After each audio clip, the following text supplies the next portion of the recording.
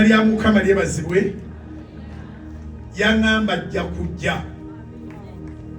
Kaakati ngenda kutwala omukisa guno okumwaniriza yaba yeeyogerera mu bitiibwa bye, obuweereza bwe bayita batya eno nga bwe ŋŋambye saagala kwetulingiriza kwogera kye sirinaako bumanyi. Olwekyo yagenda tubulira obuweereza obwo buyitibwa butya, yaali mu bitiibwa ki, akola atya. Tumwanirize tugabane naye olwalira ekigambo.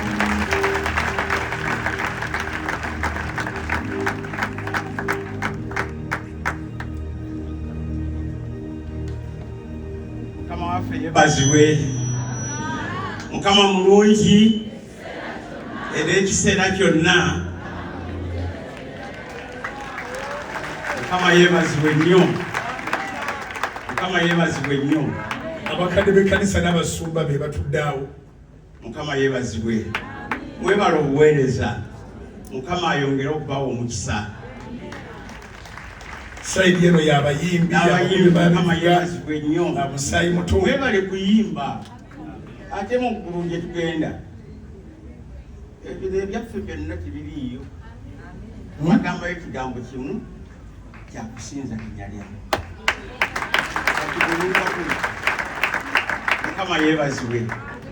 Abo be bakristaayo abasobodde okubeerawo mu Sande esemba bagenda mu byalo nnaku enkulu nga bw'ozimanyi, naye tubeebaliza Katonda. Mukama yeebazibwe. Olunaku Mukama lwakuwa ositule ebigere byo olinye ogende mu ssinzizo yo olinye ekigere kimu bwe kiti. Mukama ekigere kya kibala.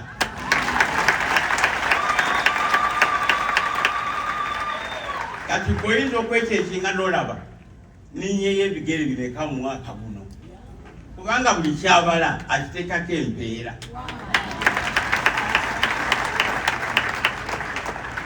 Omukulu ono twasisinkana okubatiza omukadde Jakana, naye nali namwegomba dda.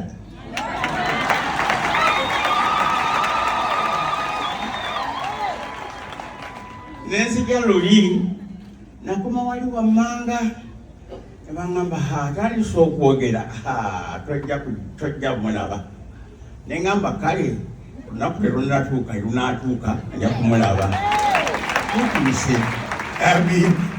Engalo eza Mukama waffe Yesu.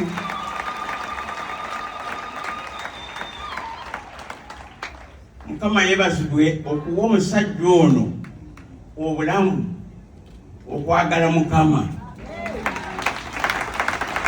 Kubanga mu nsi muno tuyitamu buyisi, naye akabonero konna akakuliko kakabe kannaffe nga kayogera kakutuusa ku Mukama, ako kokka kamala. Mukama akuwa ebirungi ebisingawo, akwongere emikisa. Mbadde nsoma ekyawandiikibwa nga Samwiri agamba nti olituusa wa okunakuwalira omusajja oyo nga nze mugaanye. Genda mu nyumba ya Guni, simwogedde. Waliyo omuntu gwe nnonze gwe nja okufukako amafuta abeere kabaka w'abantu bange.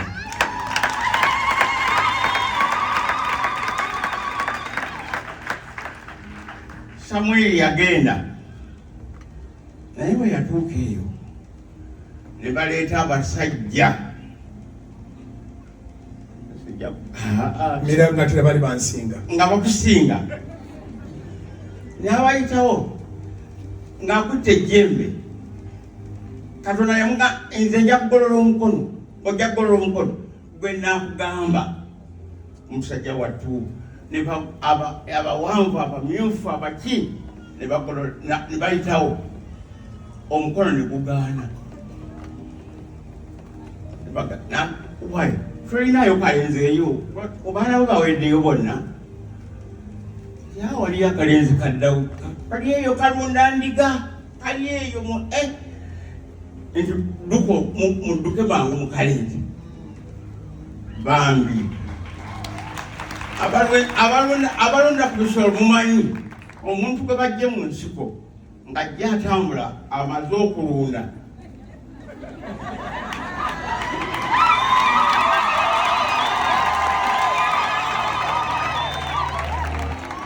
atuuka bw'ati Mukama n'amugamba fuka mangu amafuta kw'oyo mwoyo gwe nnonze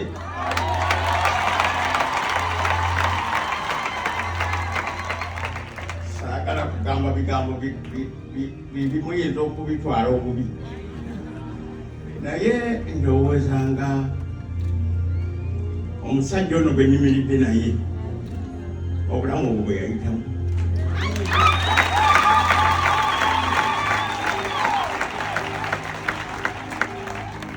simanyi mulimu gwakoze wano naye ate nali musoboza naawe otuwiisiza ebyo bibambule bwoteekewo nnyo nagamba owaaye ebyamukama bigenda nkola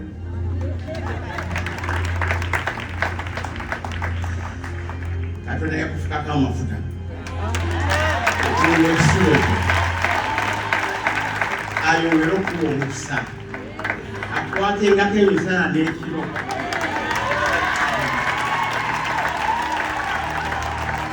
olyoke omuweereze omugulumize omuwere obujulirwa asitule bangi ate abaka mu nnyumba ye abanamuweerezanga omukisa gwa Katonda ayinza byonna tukafuka omwana n'omwoyo omutukuvu gubeere ku muddu woono obugingo alundenga ekisibo kino ky'omukwasizza era omukisobo guleme okumuvaako emirembe n'emirembe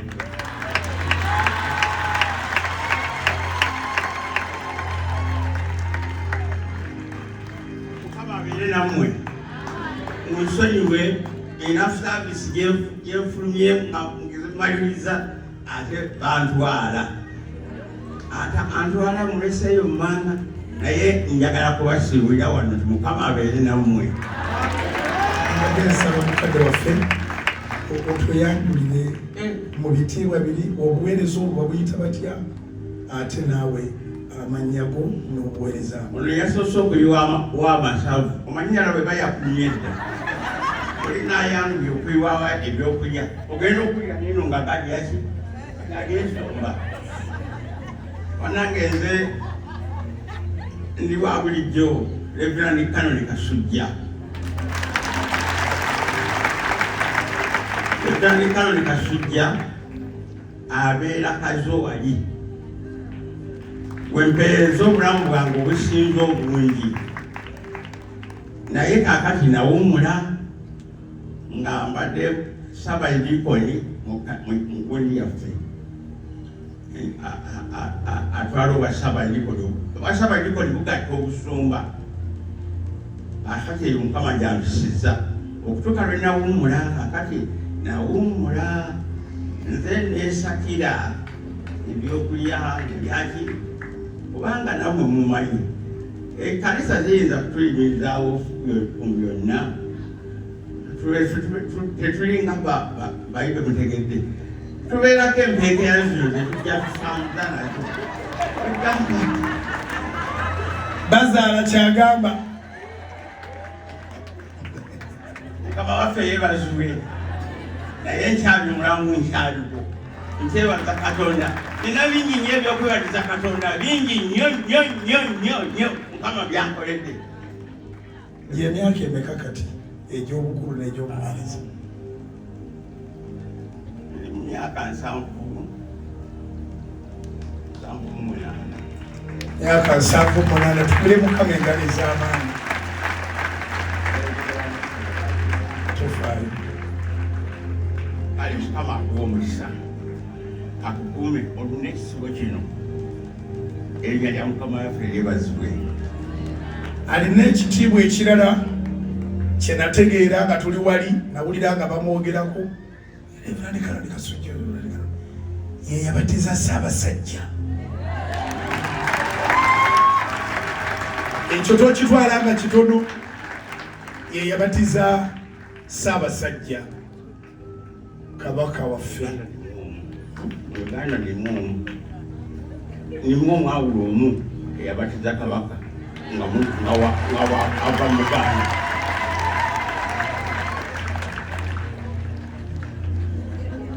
Nsaba omuntu awo omu alina emitwalo 5 agireete tugiwe Reverend Kamala.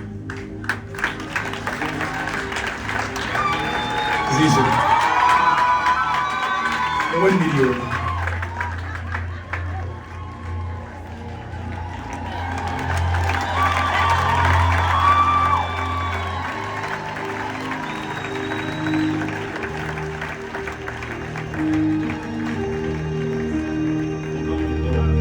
Anti kakati olinayo baganda bange nga boga nti mwe temuli nga bali abatazaala mulinako empeekera. Kakati olina okuyiiya kati ku myaka 7-8 naffe katukweyo akakadde ng'ekkanisa abaana bagende baliyeeko.